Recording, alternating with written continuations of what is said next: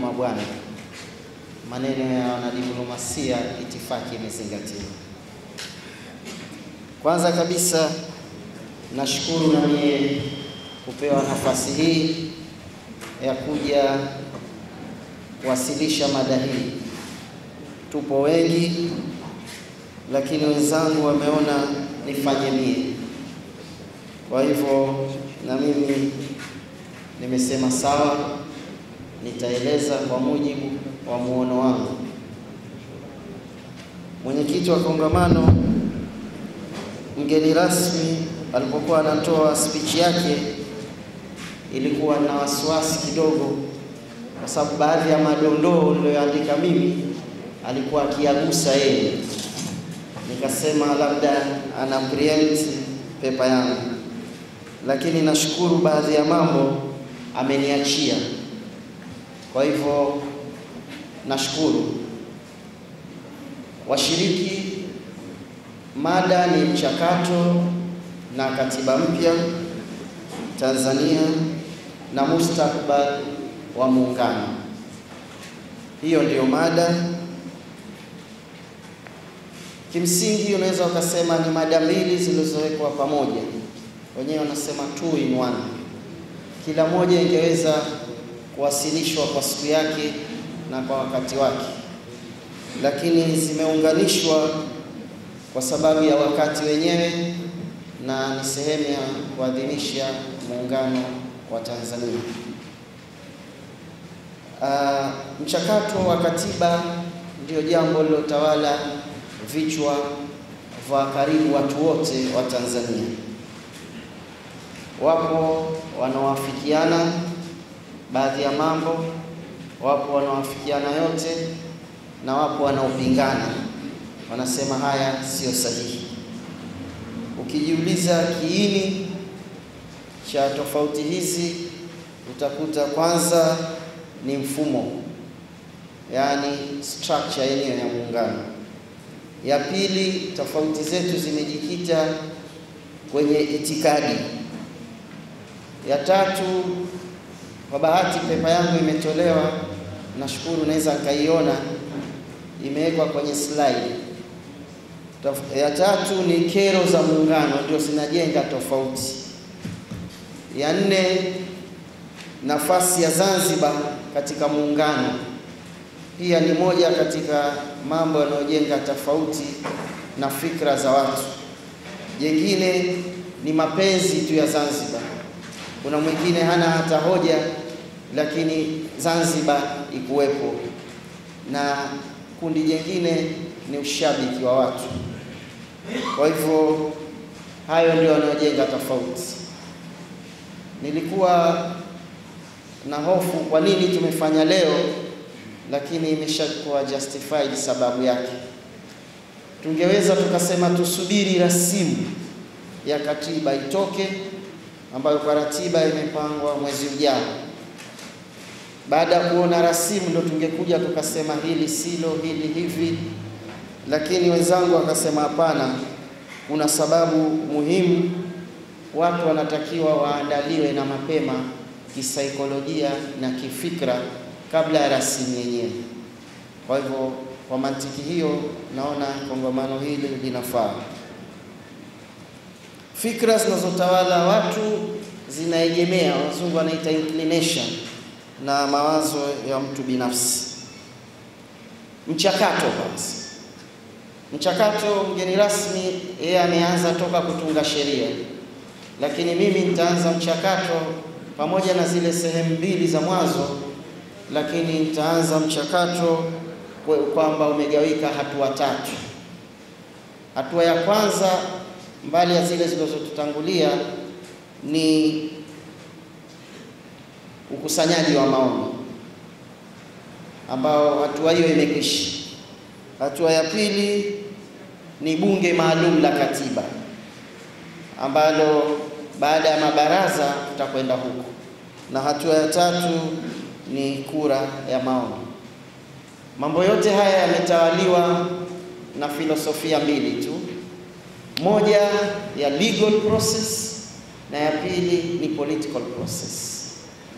Yaani ya kwanza kisheria, imeshawekwa sheria, inafuatwa, na kwa mujibu wa sheria ile tume imepewa miezi 18, wanaweza wakapata extension ya miezi 2 wamalize kazi yao, ni sheria. Hawajafanya hivyo, sheria ibadilishwe au itakuwa tayari sheria imekiukwa. Kisiasa ni wananchi wapate kauli yao isikike, wa kila sehemu kitu gani wanataka katiba iwe. Hatuna haja ya kujadili zoezi la ukusanyaji wa maoni, yani tusifanye postmortem, tayari lishafanyika. Sasa tupo katika mabaraza ya katiba, yani kupata mrejesho. Mabaraza ya katiba kuna vifungu mule katika sheria mabadiliko ya katiba vimeeleza uhalali wa kuundwa mabaraza ya katiba, lakini mabaraza haya yanaundwa na tume kwa kupitia mfumo uliowekwa au makundi maalum wenyewe wakaunda bila kusimamiwa na tume. Lakini mabaraza haya ya katiba kimsingi ni consultation, kwamba wenzetu wanaleta rasimu draft, wanataka kupata mrejesho, sisi tunasemaje. Hapa kutokwenda kutoa mawazo yako, mimi nataka serikali moja ukaondoka. Hapa ni kutetea hoja yako, kitu gani unachoona kinafaa na kwa sababu gani, na kitu gani hakifai na kwa sababu gani ambazo wenzako wataweza kuzikubali. Hii nafasi inataka upeo kidogo wa mtu kuweza kufahamu haya mambo. Kwanza kufahamu katiba yenyewe, na naamini kuna kifungu kimesema mambo ya kuzingatiwa katika kuchagua mtu ajue kusoma na kuandika. Lakini ukifanya uchambuzi kidogo, si kila mwenye kujua kusoma na kuandika atafahamu au ataijua katiba. Ni kweli ile lugha ya Kiswahili imeandikwa, lakini inataka mtu kidogo awe na uwezo maalum wa kuweza kufahamu intention, kitu gani kimekusudiwa kila kwenye ibara, ili aweze kutoa mawazo yake. Kwa hivyo mabaraza ya katiba yana muundo tofauti wa Zanzibar na kwa upande wa Tanzania bara. Zanzibar tutakuwa na muundo wetu ambao unaotokana na shehia, yani maeneo ambayo yanaongozwa na masheha, ambao Zanzibar tuna shehia 355 na madiwani. Kwa hivyo Zanzibar itakuwa na watu wanaokwenda kwenye mabaraza ya katiba, jumla yao ni 1198, na kwa upande wa Tanzania bara watakuwa 18169. Hao ndio watakaopata fursa ya moja kwa moja kwenda kujadili. Sasa hoja wanakwenda kujadili kitu gani? Sitaki kuzungumza kumetokezea tatizo gani kwenye mabaraza, kwa sababu leo asubuhi nilikuwa nikisoma gazeti, hata mwenyekiti wa tume Mheshimiwa Jaji Warioba amesema hawezi kuzungumza mpaka yaingie ndani kwa ripoti maalum, kwa sababu kila mtu anasema lake, lakini sisi wenyewe ni mashahidi. Kwa hivyo mimi nimehisi kuna changamoto kwenye haya mabaraza. Kwanza muda, wenyewe wanaita time is very limited. Muda uliotolewa wananchi kuweza kutetea hoja zao au kuchangia mawazo yao ni mdogo mno. Na ukisema mdogo, watu watakwambia kwa kulinganisha na wapi? Ukilinganisha na Kenya walifanya zaidi ya miezi 6 ili watu wapate kutoa mrejesho. Sisi nafikiri mwezi wa August itakuwa imefungwa hii nafasi. Kwa hivyo changamoto ya kwanza haya mabaraza, mbali ya wale aina ya watu wanaokwenda kwenye mabaraza, lakini muda hautoshelezi. Ya pili ni uwezo, capacity ya wale wanaokwenda kwenye mabaraza kuchambua rasimu, kuwakilisha mawazo ya wengine, inaonekana inahojiwa kwa lugha nyepesi ya kidiplomasia. Ama uwezo wao mdogo, au wenye uwezo mkubwa wameachwa, au hawajajitokeza, au kulikuwa na udhaifu kwenye mfumo wa kuwapata hawa. Kwa hivyo hilo tulitegemee. Pili, Jengine ni kwamba huenda matatizo haya yakaleta malalamiko ya katiba mpya, kwamba ushiriki wetu haukuwa hasa ule tuliotarajia. Jengine ni wanasheria ambao kwa mantiki ya hapa nitawakusudia kukubali kutoka kuwaeleza wananchi kitu gani kimekusudiwa kwenye rasimu ya katiba mpya. Wapo watu wa aina hiyo au watakosekana? Jengine ni kwamba wananchi hao waliochaguliwa wakwenda kuijadili rasimu watakwenda kwa mfumo gani?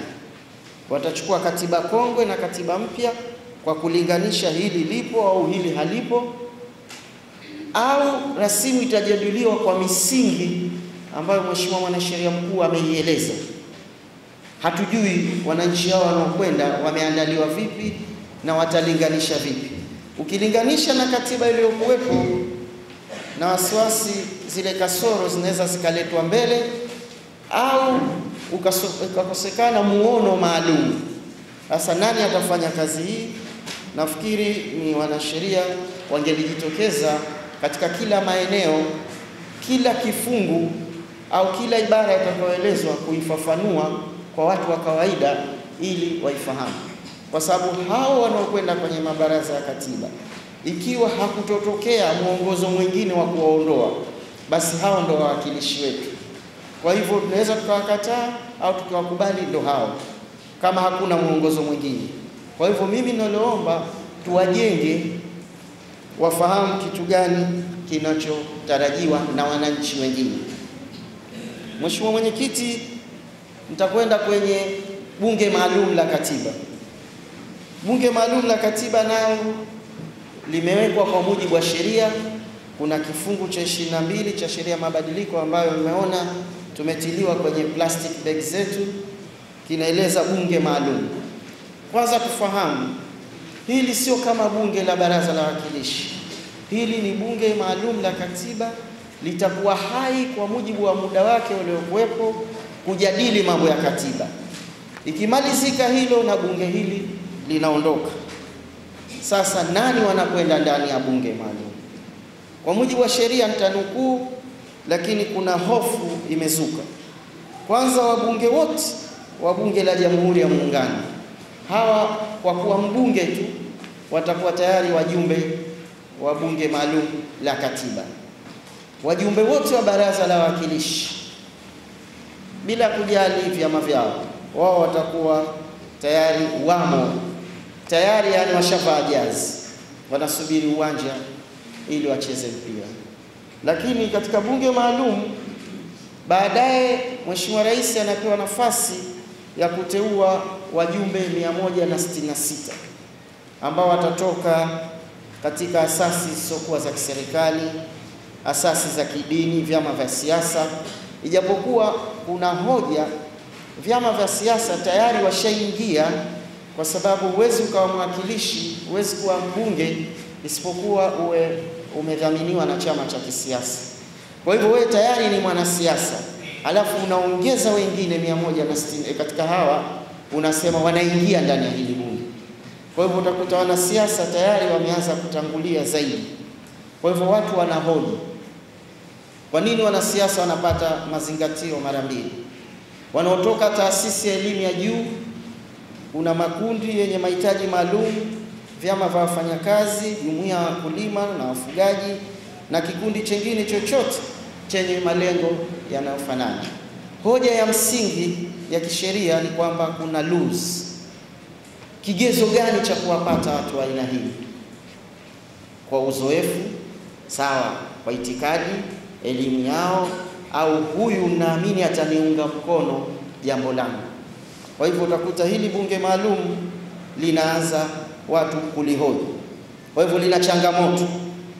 Na kabla ya kwenda changamoto, mimi nimemnukuu na nimeomba idhini yake wiki iliyopita Profesa Isa Shivji, ambaye alitoa pepa kwenye baraza la wawakilishi na akaweka mchanganuo wa wajumbe watakaoingia kwenye baraza bunge maalum la katiba.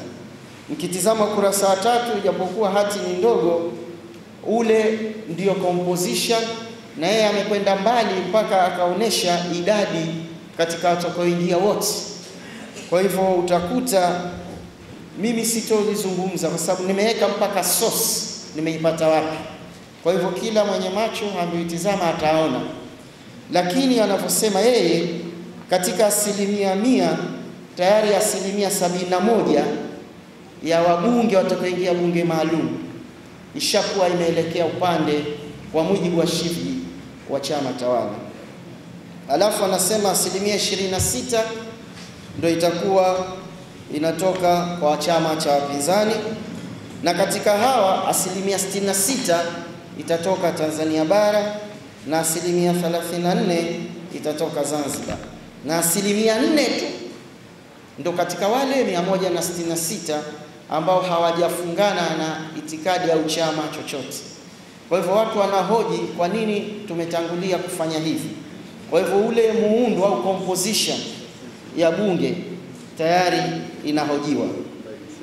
Mwenyekiti, nikiendelea, changamoto kubwa ni vigezo, alafu mwelekeo ya watu kisiasa.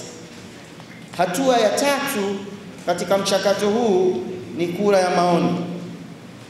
Kura ya maoni, sheria imeruhusu baada ya kukusanya maoni, draft kupita mabaraza ya katiba, alafu itakuja bunge maalum, ikisha tutakuja kwenye kura ya maoni. Kutakuwa na swali moja tu ambalo litaundwa na wanasheria wawili wa Zanzibar na wa Tanzania. Sasa kwenye kura ya maoni, hoja unaweza ukaihoji au watu wakajiuliza kwamba ndio maana huu mabaraza ya katiba ni sehemu moja muhimu ya kutizama ule mrejesho kuliko hizi sehemu nyingine. Kwa mawazo yangu, kwanza changamoto kubwa ya kura ya maoni ni kwamba sheria haikuweka kiwango cha chini kabisa cha watakaojitokeza kupiga kura. Waingereza wanaita minimum turnout. Ile siku ya kupiga kura waliokuwa registered ikiwa 7,000,000, lakini turnout, yani waliojitokeza wakatoka 1,000,000. Maamuzi yao hawa 1,000,000 yatawakilisha wote au yatakuwa hawa tu, na wale ambao hawajajitokeza position, ina maana hawakukubali au kura zao ziwekwe wapi. Isiwe tu hawajaja hawakupiga kura, utaratibu pengine hawalitaki ili jambo, tuamue wamevote in the negative. Kwa hivyo utakuta sheria haikueleza swali hili la turnout. Kwa hivyo uamuzi unaofanywa tunaotaka ni people's decision, itafikiwa kwa utaratibu huu.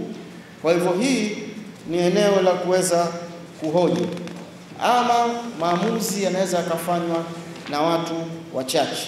Changamoto nyingine ni kwamba ikiwa turnout ingekuwa uzuri, ingekuwa ile wanaojitokeza ingekuwa angalau chini ya 50% ya kwenye kura ya maoni ambayo itapangwa kwa siku za baadaye, zoezi lisitishwe, lipigwe tena au tuamue vipi, kwa sababu tunachotaka kwa wingi wa watu ili katiba ikubalike kwamba ni ya watu. Hayo ni mambo ambayo watu wataweza kuhoji. Lakini jingine, mwenyekiti, ni kwamba katika hili kura ya maoni kuna swali la kuzihisabu hizi kura. Sheria imesema kura halali, lakini kuna hoja zile kura zilizoharibika haina maana kwamba wale walioharibu ni wajinga. Hapana, wengine watu wana akili zao, wana elimu yao, lakini ameharibu kwa sababu haridhiki na kile kilichokuwepo. Je, tunakwenda kwenye mchakato vipi? Je, kura zile zilizoharibika position yake iko vipi? Kwa hivyo kwa utaratibu huu nafikiri kungewekwa utaratibu, isiwe kama ule mfumo tunaotumia kwenye kura za uchaguzi wa kawaida ambao unafanyika kila baada ya miaka 5, kwa sababu hapa tunachokitafuta wingi wa watu. Kwa hivyo idadi ya kura zinazohesabiwa, zinazoharibika na zile ambazo watu hawajapiga zizingatiwe. Mwenyekiti, Hiyo ilikuwa ni changamoto ambayo inaingia katika sehemu ya tatu ya changamoto. Hapana, sehemu ya tatu ya zoezi la mchakato. Tukiacha maoni, mabaraza, tumekuja bunge maalum, sasa tumekuja kwenye kura maoni. Hiyo ilikuwa ni mada ya kwanza, ili tujirefresh. Sikuingia kwenye historia ya mambo ya muungano, sikuingia kwenye kero za muungano, kwa sababu tuzingatie zaidi hapa tulipo. Naamini kwa kiwango fulani inafahamika na mwanasheria mkuu ameyaeleza ya msingi, lakini kwenye mustakbal wa Zanzibar, mustakbal wa Zanzibar utakuta kwenye ukurasa wa 4 nimejaribu kueleza. Kwanza nilitaka kujiridhisha mustakbal ni kitu gani. Kwa hivyo, kwa sababu ilikuwa neno la Kiswahili, nikaenda kwenye kamusi ya Taasisi ya Uchunguzi wa Kiswahili iliyotolewa na Chuo Kikuu cha Dar es Salaam mwaka 2000, nikakuta mustakbal ni hatma, alafu kwenye bracket wakaweka future. Kwa muktadha huu, context wanaosema, ni inakusudiwa muktadha, yani hatma ya Zanzibar katika katiba mpya. Sikuambiwa nitoe mustakbal, lakini labda nichokoze hoja.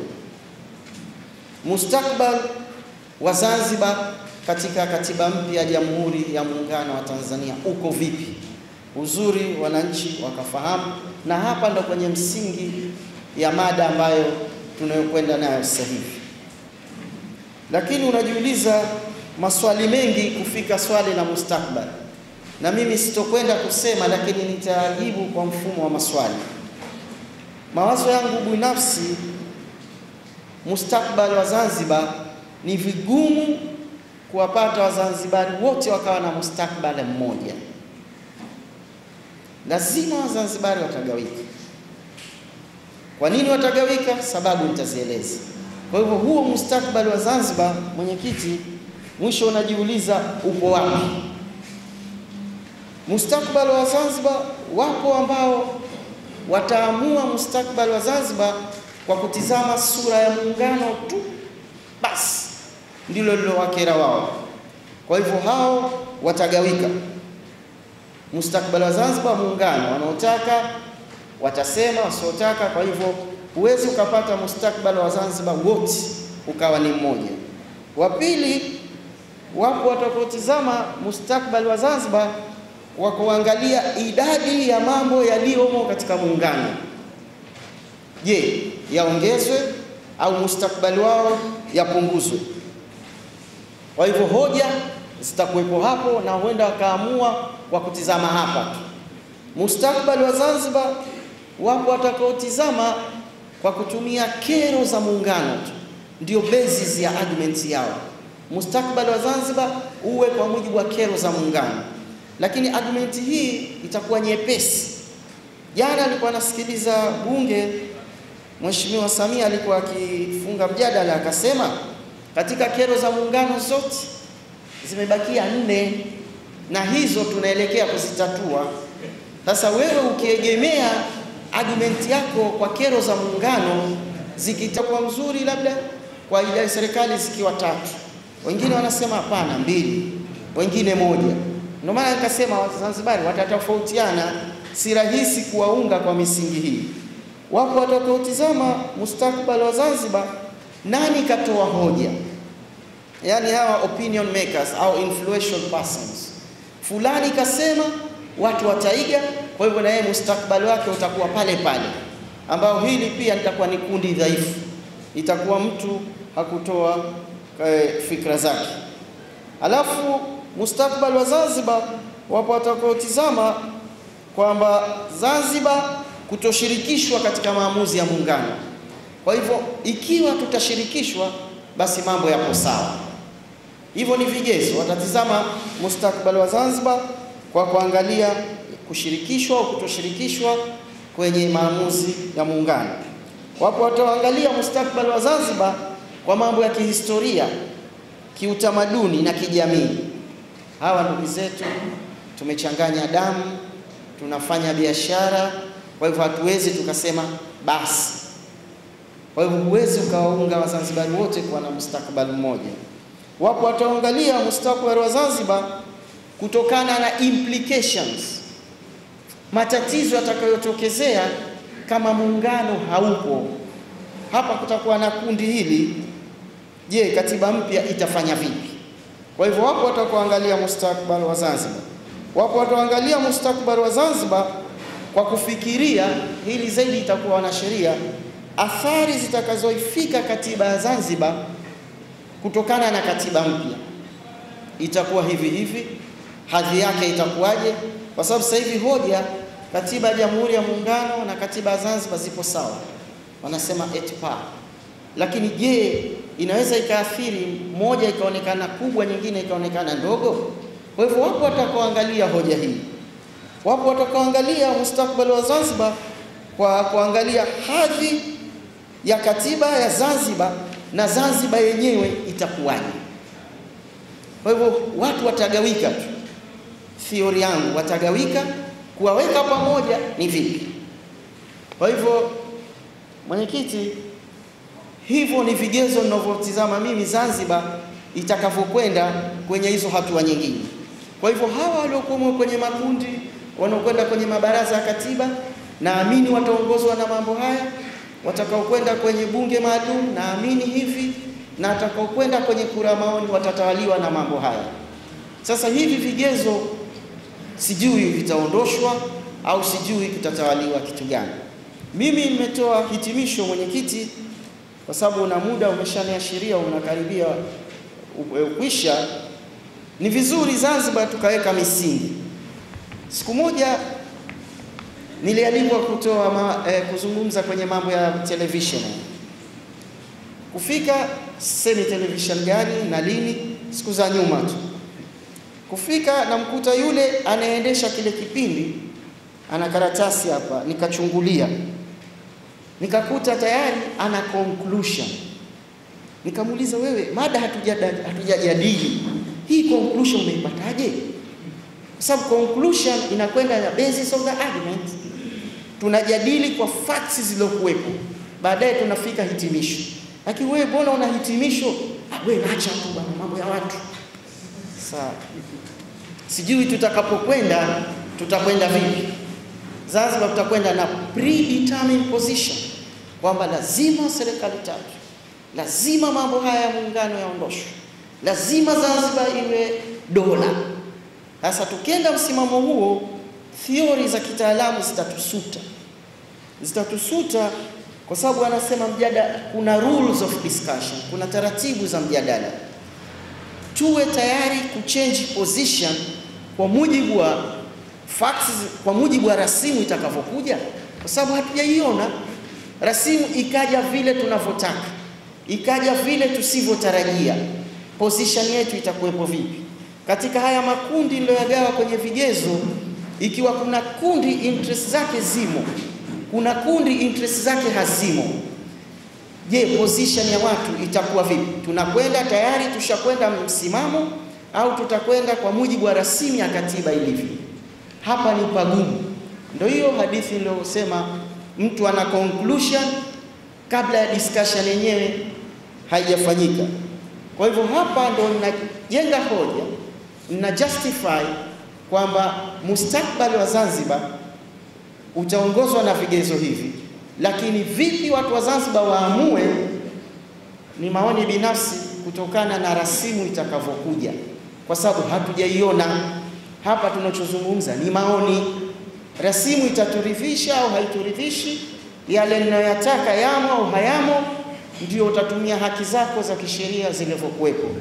Lakini kusema mustakabali wa watu wa Zanzibar wote uwe wa aina moja, sijui, labda walionizidi wanaweza wakasema. Baada haya mwenyekiti, bila kupoteza muda, nimejaribu kugusa mada katika maeneo hayo na kuweka vigezo. Nashukuru kwa kupewa nafasi.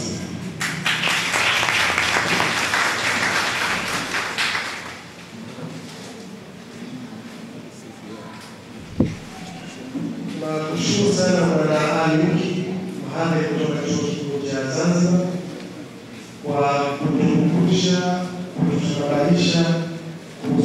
hatua mbalimbali za mchakato wa katiba, lakini pia na hatua yake katika swala la muungano. Kwa haraka umetukumbusha kwamba mustakabali wa Zanzibar katika swala la muungano inawezekana ukawa umegawanyika katika makundi mbalimbali, lakini madhumuni hasa ya kuweka kongamano hili ni kusaidia katika kuweka huo mustakabali wa pamoja ambao utaweza kuwasaidia Wazanzibari kama nchi katika muungano. Kwa hivyo katika slide yako ya mwisho umetueleza umuhimu wa kuwa na principles ambazo Mheshimiwa Mwanasheria Mkuu alizieleza vizuri, kwamba hizo ndo zinaweza zikatuongoza tukawa na mustakabali mzuri katika swala la muungano. Si swala la jazba, si swala la kura, lakini ni kuwa na principles ambazo zitaongoza muungano wetu.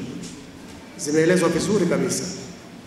Washirika wa muungano waweze kufahamika vizuri, mipaka yao ifahamike vizuri, masuala ya muungano yafahamike vizuri, rasilimali za nchi ziwekwe vizuri na kila upande unafaidika kwa kiasi gani katika rasilimali hizo na kadhalika na kadhalika. Hiyo ndiyo misingi muhimu ambayo inaweza kutupatia mustakabali mzuri kwa Zanzibar kama nchi katika swala la muungano. Tunakushukuru sana Bwana Aliuki. Sasa kwa mujibu wa ratiba yetu tutakwenda katika mjadala.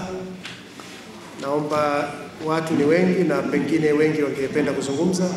Tujaribu kutumia muda mfupi, twende moja kwa moja kwenye hoja ili kila anayependa kuzungumza aweze kuzungumza na tusikie maoni yake, na hatimaye tuone kwamba mawazo yanayotoka kweli yana reflect kujenga mustakabali wa Zanzibar katika upande wa muungano.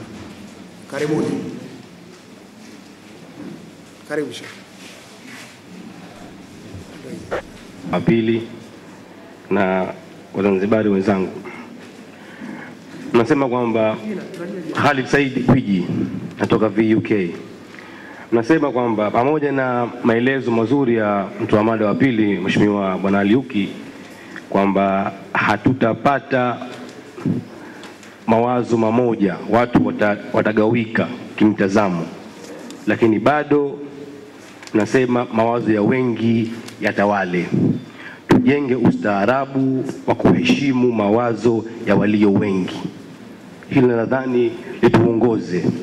Lakini jingine umeongea kwamba siku zote hoja zinapimwa on merits. Kwa hiyo si tatizo watu kuwa na mawazo tofauti, lakini ifike mahala kwamba uzalendo tuunganishe. Mawazo yetu yasimame katika kutetea hatima ya nchi yetu bila kujali vyama, bila kujali dini. Watu lazima waekeze katika utaifa. Nadhani hapo kwa msingi kuzungumzia. Jingine niseme kwamba pamoja na swala la umuhimu wa swala la katiba, lakini kuunda katiba ni swala moja na kuheshimu katiba ni issue nyingine tofauti. Leo tunaona kwamba nchi yetu ina katiba Zanzibar, lakini bado katiba inavunjwa kwa utashi wa watu. Kwa mfano mdogo ni wazi, watu wanawekwa kizuizini, wananyimwa hata haki za dhamana kikatiba, na katiba ipo. Surprisingly wanasheria hatuoni hapo, mnasemaje? Kwa hiyo uwepo wa katiba si muhimu zaidi kama kusimamia katiba yenyewe. Kwa naomba vile vile hilo tuzingatie vile vile. Maana katiba ni kinga baina ya wananchi na serikali au utawala. Sasa iko wananchi mnatuhamasisha tutoe maoni ya katiba, lakini mwisho wa siku haziheshimiwi katiba zenyewe. Watu wanakosa haki zao, wanakosa heshima zao, utu wao, kwa sababu tu ya utashi wa watu, utashi wa siasa. Kwa nafikiri vile vile hilo Mheshimiwa Aliuki tulizingatie zaidi. Jingine niseme kwamba pamoja na kuandaliwa ile bunge la katiba na kura ya maoni, lakini bado unapozungumza kwamba wananchi wasiongozwe na siasa au mtazamo wa kisiasa, wakati bado wananchi wa nchi yetu tunajua kihistoria wamegawika kwa misingi hiyo. Mimi nadhani pia tuwe wa kweli, hatutaweza. Alafu nyingine kwamba hatuoni taasisi nyingine labda nje ya Baraza la Katiba ambao wanafanya kampeni au kuhamasisha wananchi kwa taaluma zaidi ya wanasiasa tu, ni vyama vya CCM labda na kafu, ndio wanachukua nafasi kubwa kutoa elimu hizo kwenye majukwaa ya kisiasa. Kwa hiyo nadhani kwanza mngetafuta namna, mngetafuta NGOs mkazimarisha zikawa na jukumu hilo kidhati kutoa hizo elimu. Nje hapo tabakia bado tunaona wanasiasa wanatawala mawazo ya wananchi. Kwa hiyo nasema kwamba mimi mawazo yangu zaidi uzalendo, kutuunganisha. Asante wana.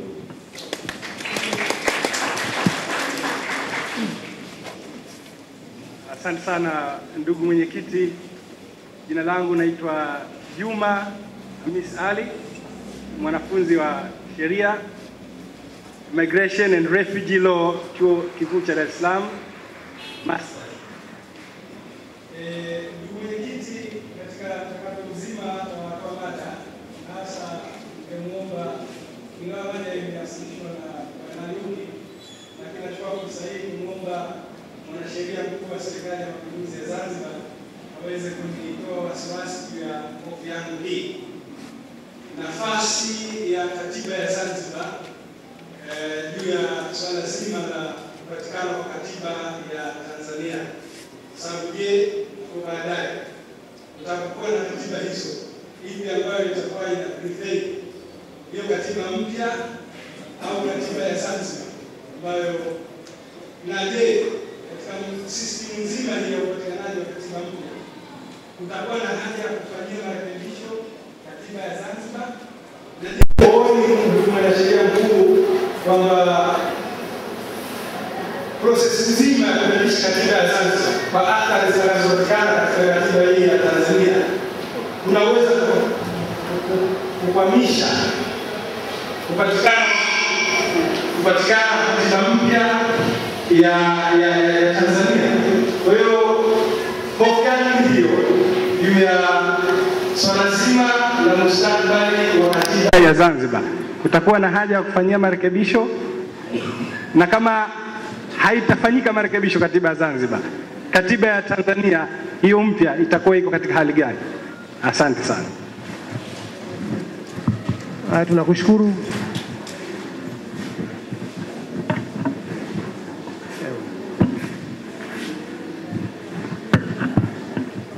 Assalamu alaikum. Mimi naitwa Ahmed Al Omar kutoka jumuiya UWZ, jumuiya watu wenye ulemavu Zanzibar.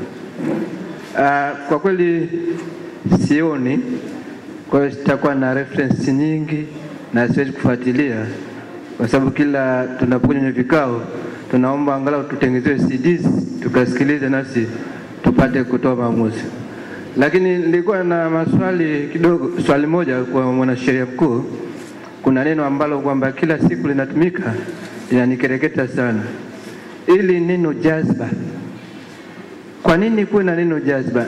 Kwa nini liwepo na limeletwa kwa maana gani, na mtatusaidiaje kuliondoa neno jazba, tufanye maamuzi yetu yaliokuwa hayana jazba?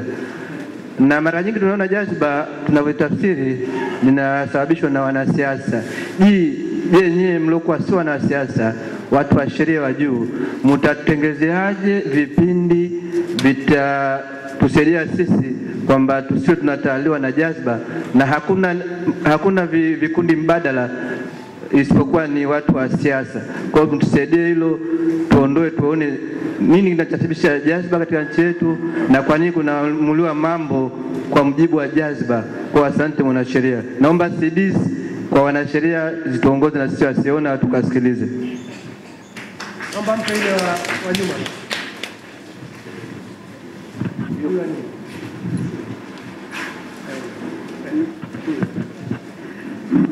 Assalamu alaikum.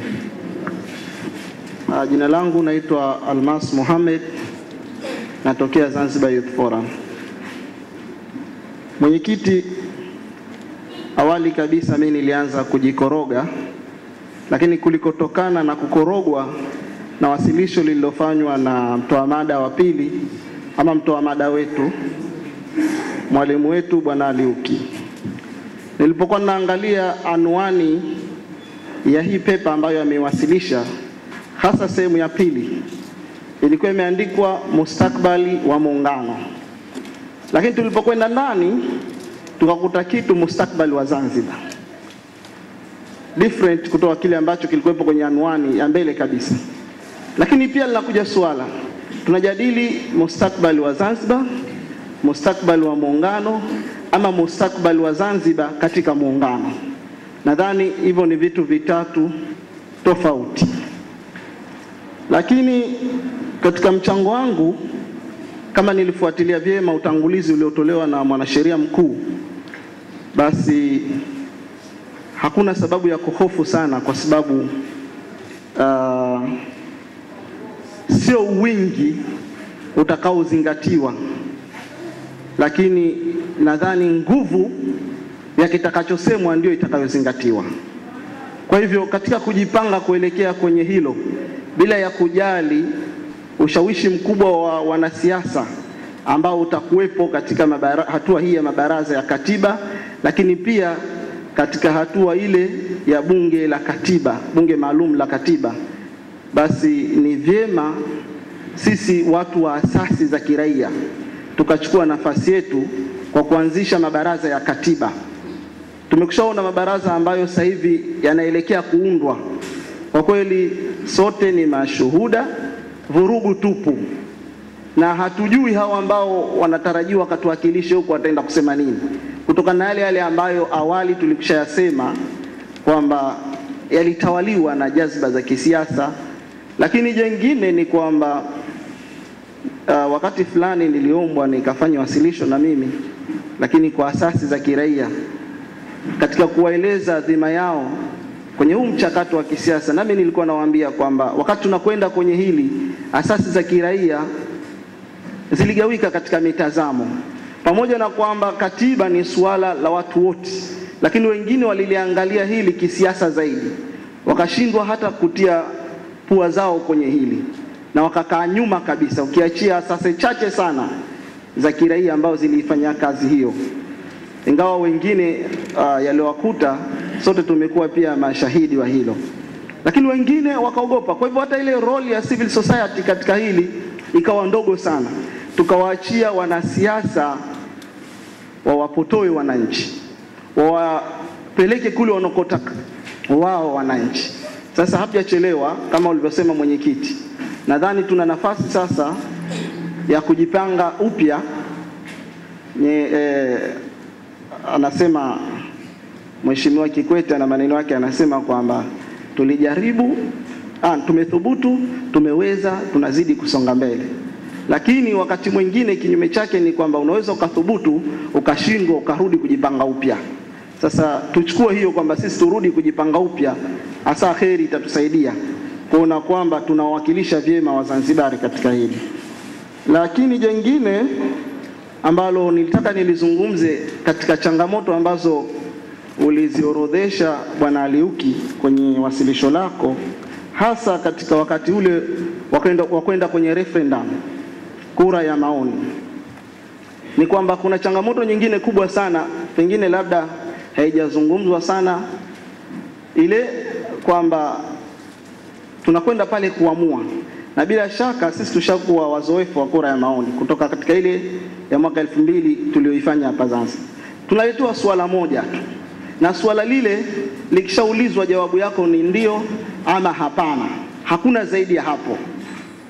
Sasa Asalamu alaykum. Mimi nataka kuongea mambo matatu tu leo. Tumeongea hapa kwa kiasi gani huu mchakato inaweza kuingiliwa na vyama vya siasa na mambo mengi, lakini popote hatukutaja kwa kiasi gani serikali na vyombo vyake vinaweza kuingilia. Na tunaona sasa hivi already tushaathirika. Sisi, mimi kama member wa Baraza la Katiba, sio mabaraza yale, Baraza la Katiba lilokuwa sia ya serikali, tuliandaa toka mwaka juzi masomo ya elimu juu ya katiba. Tumejaribu kufanya mikutano kila pahali, na safari hii tulisema tuende mpaka vijijini. Kwa hivyo katika kila wilaya tutachagua watu watatu waende vijijini kutoa taaluma juu ya katiba, na kaona hiyo ndio hakwai mtu mwingine kuweza kufanya systematically namna hiyo.